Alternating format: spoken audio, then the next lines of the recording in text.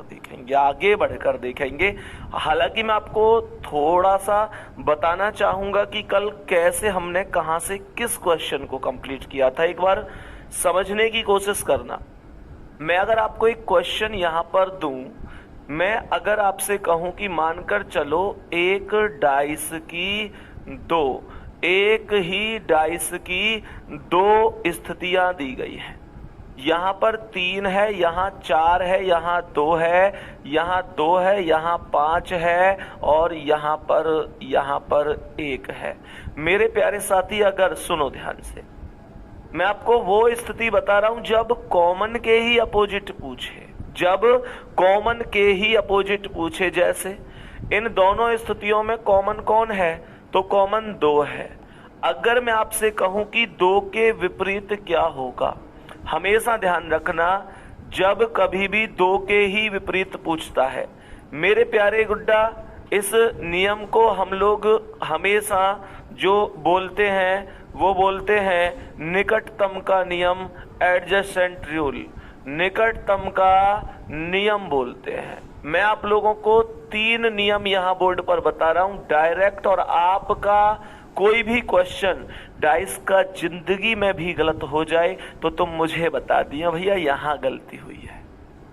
मैंने आप लोगों से कहा जैसे 2 के विपरीत पूछ रहा है, ये निकटतम का नियम ये कहता है कि दोनों स्थितियों में जब एक अंक कॉमन है, कोई भी एक अंक कॉमन है और कॉमन अंक के ही विपरीत पूछा जा रहा है, कॉमन के ही विपरीत पूछा जा रहा है, तो जो अंक हमको दिखाई नहीं दे रहा वही क्वेश्चन का आंसर होगा। कौन नहीं दिखाई दे रहा, इस पूरे डाइस में 1 दिख रहा है, 2 दिख रहा है, 3 दिख रहा है, 4 दिख रहा है, 5 दिख रहा है, 6 नहीं दिख रहा, तो मेरे प्यारे साथी 6 ही करेक्ट आंसर हो जाएगा। ये नियम नंबर 1 है। अब यहाँ पर बहुत सारे स्टूडेंट के मन में एक सवाल उठा होगा कि ये बताओ भैया 6 क्यों हुआ, बाकी नंबर क्यों नहीं हुए।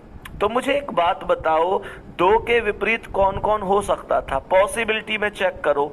1, 2, 3, 4, 5 और 6, ये 6 नंबर ही तो हैं जो 2 के विपरीत हो सकता है, इनमें से ही तो कोई होगा। क्यों भाई, इन 6 नंबरों में से ही तो कोई ऐसा नंबर होगा जो 2 के विपरीत होगा। मैं एग्जैक्ट ये सिखाने की कोशिश तुम्हें कर रहा हूं कि ये 6 कहां से आया, कैसे आया। तो मेरे प्यारे दोस्त एक बार ध्यान से समझना, मुझे ये बताओ कि 2 के विपरीत खुद 2 तो हो नहीं सकता, तो 2 तो अलग हो गया। मुझे ये बताओ 2 के पड़ोस में यहाँ 5 और 1 लिखा हुआ है। गुड्डा मैंने तुम्हें कल ही बताया था 2 विपरीत सतह कभी भी एक साथ दिखाई नहीं देती हैं। तो मुझे ये बताओ जब 2 के पास 5 और 1 दिखाई दे रहा है तो क्या 5 और 1 में से कोई भी अंक 2 का विपरीत हो सकता है, कभी नहीं। तो 2 का विपरीत ना 5 हो सकता ना 1 हो सकता। यहां तक कोई दिक्कत परेशानी तो नहीं है। मैंने आप लोगों से कहा 2 के पास यहाँ 3 और 4 दिखाई दे रहा है। सर 3 और 4 जब 2 के विपरीत मैं बात करूंगा तो कभी नहीं हो सकता, क्योंकि ये 2 के पड़ोस में दिखाई दे रहा है और पड़ोसी कभी भी विपरीत नहीं होता है। तो 3 और 4 भी नहीं होंगे, तो बचा ही कौन, 6 ही तो बचा। तो यही मैंने आपको आंसर बताया था, यही कारण था कि 6 सही जवाब था।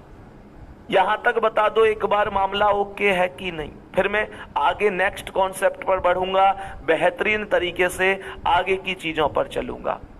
सभी प्यारे साथी बताएंगे यहां तक कोई दिक्कत परेशानी तो नहीं है। मुझे एक आइडिया दे दिया करो जिससे मैं एक अंदाजा, एक अनुमान लगा पाऊं, आपके माइंड को पढ़ पाऊं कि मेरे गुड्डा की समझ में आया है कि नहीं आया। यहां तक कोई दिक्कत नहीं है ना। चलो अब आगे बढ़ जाते हैं, ध्यान से समझना। बहुत ही शानदार तरीके से ये निकटतम का नियम था। मेरे प्यारे साथी एक नियम होता है घूर्णन का नियम, घूर्णन का नियम, इसे हम लोग कहते हैं रोटेशनल रूल। कौन सा रूल कहते हैं, रोटेशनल रूल कहते हैं। ये रोटेशनल रूल क्या है, कैसे यहां से हम क्वेश्चन को करते हैं, गौर से सुनना। मानकर चलो कि मेरे पास यहां पर फिर से दो स्थितियां हैं। हमने कहा कि दो स्थितियां यहां पर दी गई हैं। यहां पर 2 है, यहां पर 5 है, यहां पर 3 है, यहां पर 5 है, यहां पर 1 है, यहां पर 6 है। मेरे प्यारे दोस्त, घूर्णन का नियम क्या कहता है? ध्यान से सुनना, इसकी जरूरत क्यों पड़ती है। मानकर चलो अगर मैं एक चीज बोलूं कि 5 के विपरीत बता दो तो हर आदमी बता देगा 4 होगा, क्योंकि फिर तो उसका आंसर निकटतम के नियम से हो जाएगा। निकटतम के नियम का प्रयोग जब करते हैं जब हमारे पास, मेरे प्यारे दोस्त ध्यान रखना, एक नंबर कॉमन हो और कॉमन के ही अपोजिट पूछ ले। लेकिन ये 4 जितने लोग आंसर बता रहे, मैं 5 के अपोजिट नहीं पूछ रहा।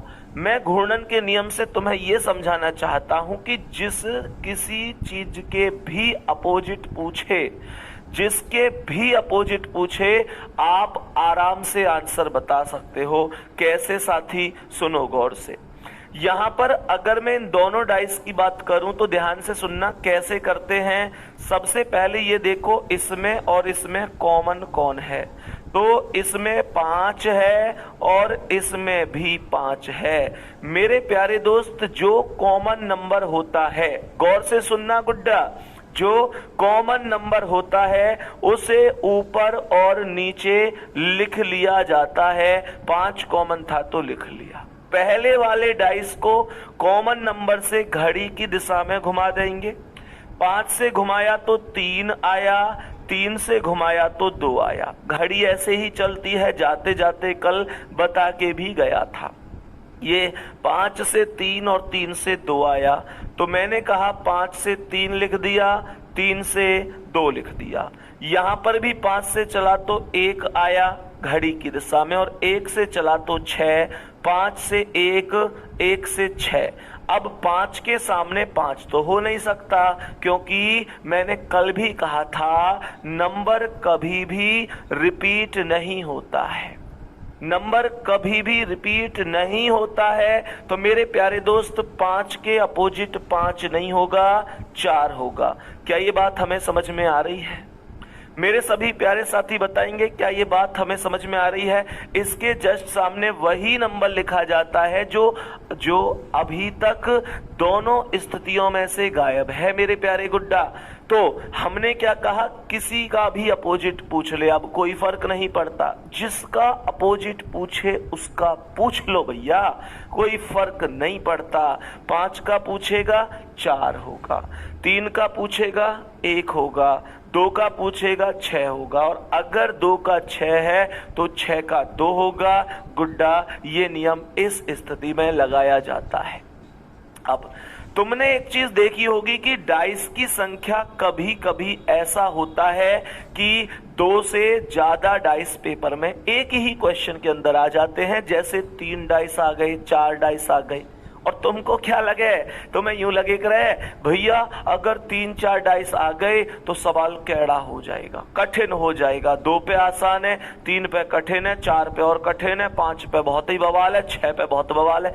मैं यूं कह रहा हूं, जितने ज्यादा डाइस आएंगे आज के बाद उतनी ही मुस्कुराहट तुम्हारे चेहरे पर आनी चाहिए, क्योंकि मैं चीजों को उतनी ही सरल कर दूंगा। जितने ज्यादा डाइस, आंसर उतना आसान होगा। और वो किस नियम से होगा? तीसरे नियम से। तीसरा नियम कॉपी में हेडिंग पे लिख लो गुड्डा जी, उसका नाम होता है डबल कॉमन रूल, अर्थात हिंदी में कहते हैं उभयनिष्ठ का नियम। इसका प्रयोग कब करते हैं, क्या जरूरत पड़ती है? गुड्डा परेशान मत होना, मैं सब कुछ क्लास में ही तुम्हें सिखाने की कोशिश करूंगा। उभयनिष्ठ का नियम क्या है सुनो। तो मेरे प्यारे दोस्त, यहां पर ध्यान से समझो। मानकर चलो कि हमने कहा 2 डाइस यहां पर दिए गए हैं।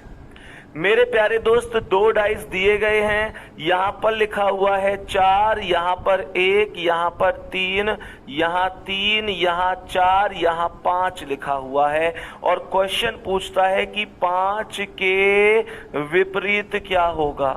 क्वेश्चन पूछता है कि 5 के विपरीत क्या होगा। बहुत गौर से सुनेंगे सभी प्यारे साथी, बहुत ही गौर से शानदार तरीके से सुनेंगे मेरे प्यारे दोस्तों। जब जब 2 डाइस हों, दोनों डाइस में मैं देखूं 2 नंबर कॉमन है, यहां 3 और 4 है, यहां 3 और 4 है। कितने नंबर कॉमन है? 2 नंबर कॉमन है।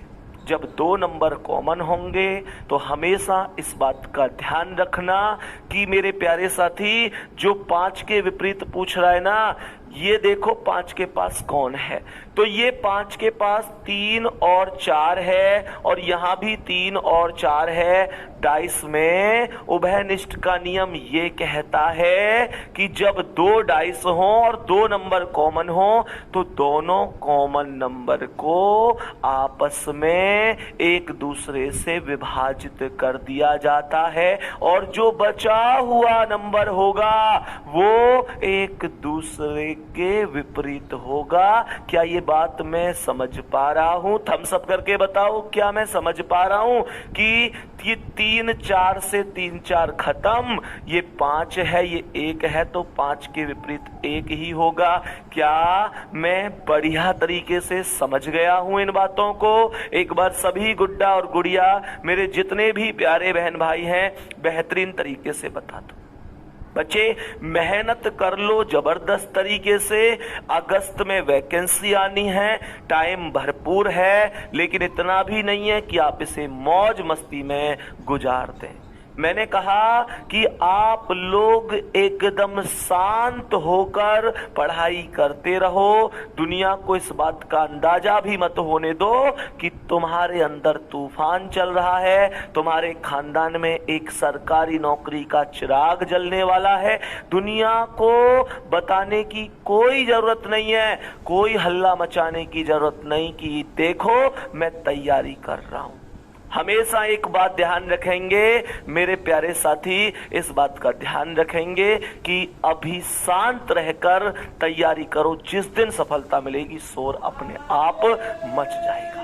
कहते हैं ना कि तजुर्बों ने शेर को खामोश रहना सिखाया है, क्योंकि दहाड़कर शिकार नहीं किए जाते और कुत्ते भौंकते हैं अपना जिंदा दिली का एहसास दिलाने के लिए, पर जंगल का सन्नाटा शेर की मौजूदगी बयां करता है। और आप वो शेर हैं जिनकी मौजूदगी, जिनका रिजल्ट तय करेगा कि उड़ान कितनी ऊंची होगी। मेरे प्यारे दोस्त आ जाओ, यहां तक ये 3 नियम हमको बढ़िया तरीके से समझ में आ गए होंगे। पर ध्यान से समझना, ये चीजें हमको बढ़िया तरीके से समझ में आई होंगी। और अब मानकर चलो कि हम एक एक करके कुछ क्वेश्चन डिस्कस कर लेते हैं। यहाँ कल की चीजें भी जोड़ कर रखेंगे, आने वाली चीजों को भी जोड़ कर रखेंगे। दोस्त ध्यान से सुनते हुए चलना। पहला क्वेश्चन नॉर्मल क्वेश्चन है, सिखाया हुआ क्वेश्चन है। Which one of the 4 dice given below can be a standard dice? Hindi में पढ़ लेते हैं। नीचे दिए गए 4 पासों में से कौन सा एक पासा मानक पासा हो सकता है? मेरे प्यारे गुड्डा, नियम याद होना चाहिए कि 2 निकटवर्ती सतहों का योग जब 7 होगा तो साधारण पासा होगा, और अगर 2 निकटवर्ती सतहों का योग 7 नहीं है तो मानक पासा होगा। आओ एक बार हम इसे चेक करते हैं। सर यहाँ पर 6 और 1 7 बन रहा है। सर ये 6 और 1 7 बन रहा है तो ये साधारण पासा होगा। ये 3 और 4 7 बन रहा है तो साधारण होगा। ये 5 और 2 7 बन रहा है तो साधारण होगा। ऑप्शन नंबर सी में एक सिंगल ऑप्शन ऐसा नहीं है जिसमें आप लोग कहेंगे कि 7 बन रहा है, तो यही हमारे प्रश्न का साथी करेक्ट आंसर हो जाएगा। आराम से कर लिया होगा, कोई दोबारा समझाने की आवश्यकता नहीं होगी।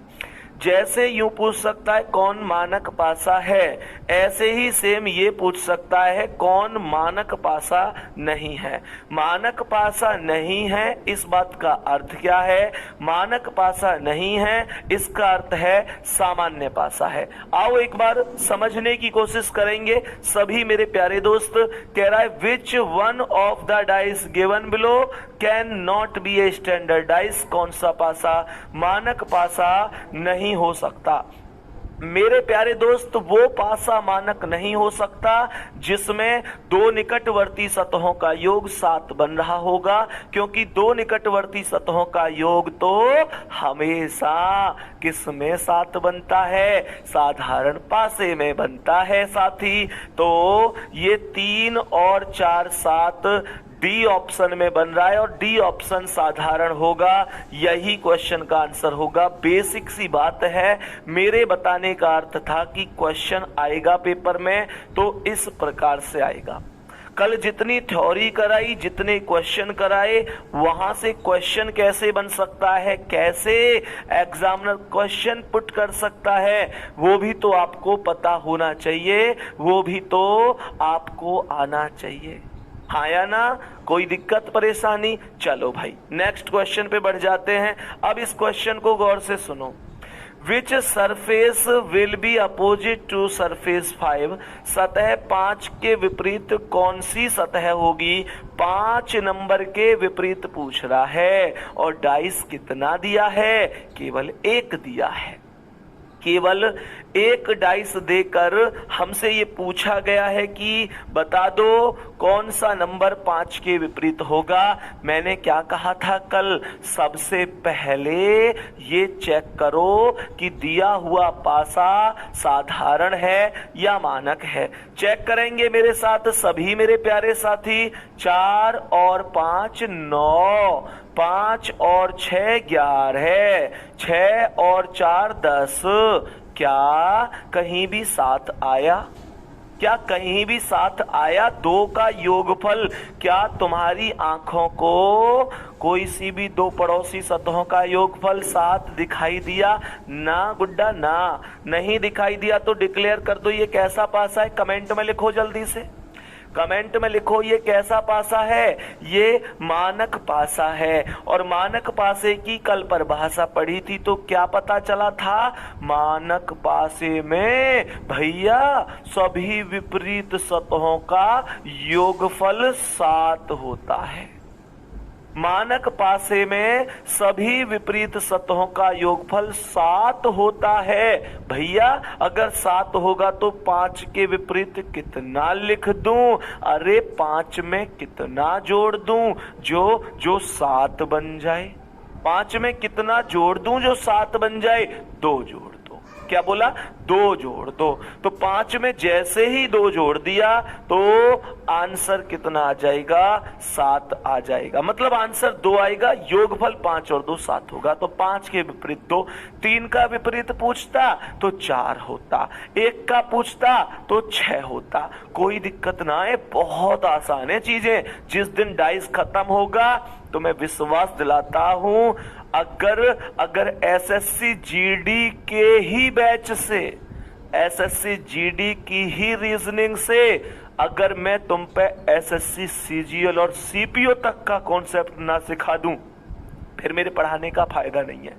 फिर मेरे पढ़ाने का फायदा नहीं है। एसएससी जीडी के बैच से एसएससी सीपीओ की रीजनिंग करवा दूंगा, एसएससी सीजीएल की रीजनिंग करवा दूंगा। गुड्डा परेशान मत होना। अगर एग्जाम का स्तर यहां होगा तो मैं तुम्हें यहां तक लेके जाऊंगा। यहां स्तर होगा तो यहां तक लेके जाऊंगा। परेशान नहीं होना है। जो विद्यार्थी पहले पढ़े हैं उनको पता होगा कि ये जो सामने टीचर खड़ा हुआ है ये 20 में से 20 सही करवाने की भी क्षमता रीजनिंग में रखता है। ऐसे भी प्यारे बच्चे क्लास में हैं। ऐसे भी दोस्त हैं जो मेरे प्यारे साथी बेसिक से पढ़ रहे हैं, पहली बार पढ़ रहे हैं। मेरे प्यारे दोस्त परेशान मत होइयो, 0 लेवल से किसी चीज को शुरू करेंगे। मैं ये मानकर चलूंगा कि तुमको कुछ नहीं आता दोस्त, और ये मानकर खत्म करूंगा कि अब तुम इसमें पूरी परिपक्वता हासिल कर चुके हैं, पूरी महारत हासिल कर चुके हैं। नेक्स्ट क्वेश्चन पर आ जाएंगे, आज की क्लास का अगला सवाल। अब ये क्वेश्चन भी सेम है भाई, ये क्वेश्चन भी लगभग सेम है, ध्यान से समझने की कोशिश करना। सवाल ने कहा है कि सतह 5 के विपरीत कौन सी सतह होगी। क्वेश्चन ने यहां पर बोला है कि सतह जो 5 है, 5 के विपरीत कौन सी सतह होगी। तो मेरे प्यारे दोस्त, यहां पर एक्चुअल में ये मानक पासा नहीं है, क्योंकि 5 और 2 7 बन चुका है सबसे पहले ही, अर्थात ये जो पासा है ये एक साधारण पासा है। साधारण पासा है तो 5 के विपरीत क्या होगा, मुझे अच्छी तरीके से पता है कि जो नंबर यहाँ पर 2 5 6 है, 2 है, 5 है और 6 है, मेरे प्यारे साथी इनके अपोजिट कौन होंगे, 1 होगा, 3 होगा, 4 होगा। तो 5 के अपोजिट पूछूं, 2 के पूछूं, 6 के, हमेशा ध्यान रखो अगर इधर से किसी के अपोजिट पूछेगा तो वैल्यू इधर से बनेगी, और इधर से पूछेगा तो इधर से बनेगी। इस बात को ध्यान रखना होगा साथी। हमने यहां पर क्या बोल दिया, हमने यहां पर बोल दिया 5 के अपोजिट पूछ रहा, तो 1 3 4 में से कोई भी हो सकता है। ऑप्शन नंबर बी आंसर होगा। मेरे प्यारे साथी, मैंने इस बात को कल भी आप लोगों के लिए बेहतर तरीके से डिस्कस किया था, इसमें कोई रत्ती भर संदेह नहीं होना चाहिए। अब मजेदार बात पे चलते हैं कि यहां पर 4 डाइस आए तो क्या करें। एकदम बेहतरीन कॉन्सेप्ट पर चलते हैं कि यहां पर 4 डाइस आए तो क्या करें। एक बार कॉपी पेन कमेंट को रोककर मेरी बात जरूर सुन लेना। मेरे प्यारे दोस्त, यहां पर हमारे पास फर्स्ट, सेकंड, थर्ड और 4 4 डाइस हैं, और क्वेश्चन ने कहा है 4 positions of a cube are so below, if there is 6 on the upper surface, there is 6 है ना on the upper surface, then what is the number of its lower surface। 6 के विपरीत पूछना चाहता है, 6 के विपरीत पूछना चाहता है। हमेशा ध्यान रखना, जब 4 डाइस हो, 3 डाइस हो, तो सबसे पहले दौड़कर इस नियम के कॉन्सेप्ट पर जाने की कोशिश करना। जो कॉन्सेप्ट मैंने आपको किसका बताया था, जो कॉन्सेप्ट मैंने आपको बताया था उभयनिष्ठ के नियम का। उभयनिष्ठ का नियम क्या कहता है, जिस नंबर के अपोजिट पूछ रहा है उस नंबर के पास यदि 2 नंबर कोई से ऐसे हैं जो किसी दूसरी स्थिति में भी मौजूद हैं, तो वो दोनों नंबर एक दूसरे से कट जाएंगे, और जो शेष नंबर बचेंगे वही एक दूसरे के विपरीत होंगे। इस बात को हम प्रॉपर तरीके से जानते हैं।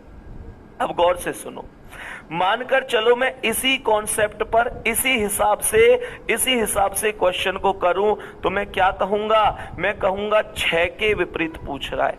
आप मेरे प्यारे साथी मुझे ये बताओ, क्या 6 यहां पर है, क्या मुझे 6 के पास 4 और 2 दिखाई दे रहा है। आप लोग कहेंगे भैया ये 4 स्थिति है। अरे 4 स्थिति से मतलब नहीं है, आपको क्वेश्चन करने के लिए केवल 2 स्थितियां ही पर्याप्त हैं। क्वेश्चन के आंसर को देने के लिए केवल 2 स्थितियां ही पर्याप्त हैं मेरे प्यारे साथी। इसने कहा है 6 के विपरीत, तो यहां पर 4 और 2 लिखा हुआ है। मैं यहां पर चेक कर पा रहा हूं तो यहां भी 4 और 2 लिखा हुआ है। तो मेरे प्यारे दोस्तों, समझदार के लिए सारा काफी, 4 2 से 4 2 समाप्त हो जाएगा, और 6 यहां बचा, 1 यहां बचा। तो यहां पर हम कह सकते हैं कि 6 के विपरीत 1 आंसर हो जाएगा। अब कुछ लोग क्या कहेंगे, कुछ लोग कहेंगे भैया एक बात बताओ कि फर्स्ट वाले का और 4 वाले का प्रयोग नहीं किया तुमने। भाई जरूरत ही नहीं है, जरूरत ही नहीं है। मैं तो कोई से 2 ऐसे पास से देखूंगा जिनमें 2 नंबर कॉमन है, और दोनों को आराम से गलत करके डायरेक्ट आंसर दे दूंगा, कोई भी दिक्कत नहीं है। यहां तक मुझे बताओ कोई समस्या आ रही है तुम्हें?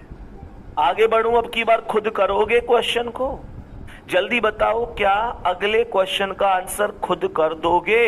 अगर हां तो बता दो इसका आंसर क्या। यहां पर बिंदु दिए हैं, यहां पर बिंदु दिए हैं और मैंने कल भी बताया था कि बिंदु काउंटेबल होते हैं, बिंदु काउंटेबल होते हैं। 6 बिंदु होंगी तो उसके ऊपरी फलक पर, निचले फलक पर 6 तो ऊपरी फलक पर। When there are 6 dots on the lower face, how many dots will there be on the upper face. भैया सीधा सा बात है कि 6 के विपरीत पूछना चाहता है, 6 के विपरीत पूछना चाहता है, तो कैसे कर पाएंगे मेरे प्यारे दोस्त? यहां पर ध्यान से समझने की कोशिश करो, यहां पर समझो। यहां पर क्या कोई ऐसा नियम लग सकता है? 6 बिंदु यहां पर हैं ये, लेकिन यहां ये 3 और ये 1, तो 3 और 1 कहीं भी मौजूद नहीं है, तो यहां पर मैं उस ट्रिक का प्रयोग नहीं करूंगा। मैं यहां पर किसका प्रयोग करूंगा? मैं यहां पर प्रयोग करूंगा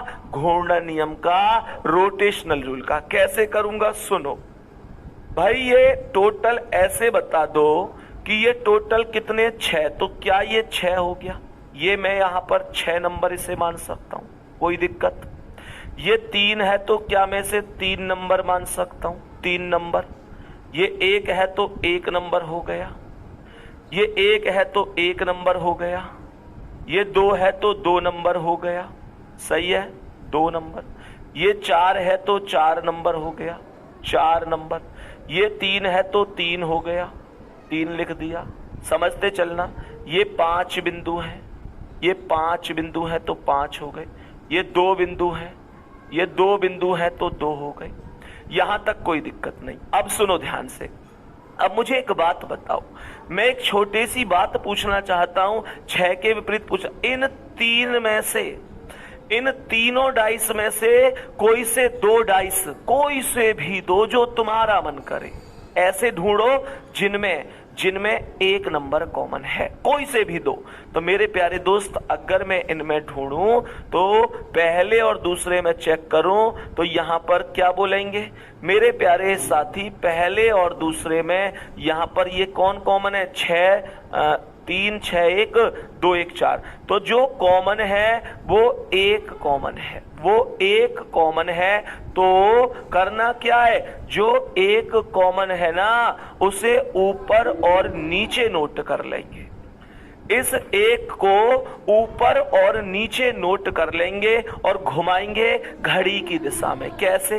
1 से क्या मिला? 3 और 3 से 6। भाई क्लॉकवाइज ही तो घुमाना है, तो 1 से क्या आया? 3 और 3 से 6। तो 1 से आया 3 और 3 से आया 6। यहां पर 1 से 4, 4 से 2, तो 1 से 4, 4 से 2, और 1 के सामने क्या आएगा? कमेंट करो। 1 के सामने 1 तो नहीं आएगा। मैंने कहा था जो बच जाता है, जो बच जाता है वही आता है। तो 1 के सामने बचा हुआ कौन है? 5, वो आ जाएगा। 1 का विपरीत 5 होगा, 3 का 4 और 6 का 2 होगा। जिसका चाहे उसका पूछे, फर्क नहीं पड़ता। सही है? यहां तक बता दो, फर्क नहीं पड़ता। क्या यहां तक किसी भी प्यारे साथी को कोई भी समस्या हुई? क्या यहां तक किसी भी प्यारे साथी को कोई समस्या हुई? अब कुछ लोगों के मन में एक क्वेश्चन आया होगा, मुझे पता है तुम्हारे मन में कब कौन सा क्वेश्चन उठेगा। मेरी कोशिश होगी मैं खुद ही उसे खत्म करता चलूं। ध्यान से सुनना, तुम्हारे मन में एक क्वेश्चन आया होगा कि सर आपने इन दोनों डाइस में 1 कॉमन लिया है और ऐसे आंसर निकाला है। मैं तो नहीं लेता पहले और दूसरे में, मैं तो नहीं लेता पहले और दूसरे में। मानकर चलो कि मैं पहले और दूसरे में कॉमन ना लूं, मैं तो दूसरे और तीसरे में कॉमन लूं। मैं तो अगला क्वेश्चन आपके सामने समझने की कोशिश करेंगे कि नेक्स्ट क्वेश्चन का आंसर क्या होगा। n के विपरीत फलक पर पूछ रहा है कि बता दो n के विपरीत फलक पर कौन हो जाएगा। इन तीनों में से कॉमन कौन है? कॉमन ले लो। n p q r p z। मेरे प्यारे साथी, पहले और दूसरे में कॉमन लूं तो p कॉमन है, p कॉमन है। अगर कॉमन लूंगा p को तो इसे मैं ऊपर नीचे नोट कर दूंगा। मेरे प्यारे साथी, p से q और q से n, p से q आया और q से n। क्या बोला? घड़ी की दिशा में ही तो घुमाना है। घड़ी की दिशा में घुमाना है, तो ये आया पी क्यू एन, पी से क्यू, क्यू से एन, पी क्यू एन, और ये पी जेड आर, तो पी से जेड आया, जेड से आर आया, और पी के सामने कौन आ गया, एस बचा है, वो आ जाएगा। मुझे ये बता दो कि एन के विपरीत कौन है, आर है कि नहीं, यही आपका आंसर हो जाएगा। आर आपके क्वेश्चन का करेक्ट आंसर होगा। कोई दिक्कत है किसी साथी को? कोई दिक्कत है किसी साथी को? लो भाई साहब, नेक्स्ट क्वेश्चन आपके सामने, नेक्स्ट क्वेश्चन आपके सामने, एक बार बताएंगे इस प्रश्न का आंसर क्या है। 4 डाइस दिए हैं, 4 डाइस दिए हैं, और क्वेश्चन हमसे क्या कह रहा है, given below are 4 positions of the dice, given below are 4 positions of the dice, which letter will be in front of D, D के सामने कौन होगा ये पूछना चाहता है। डी के विपरीत कौन सा हो सकता है ये समझने की कोशिश करेंगे।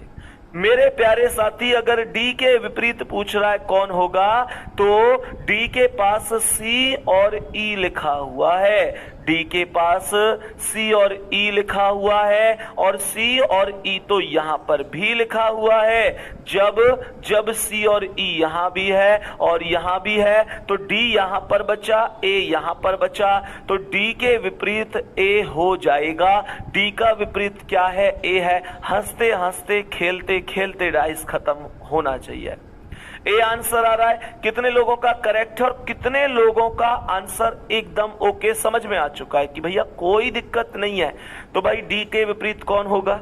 डी के विपरीत हमारा आंसर हो जाएगा A, option number B correct answer हो जाएगा।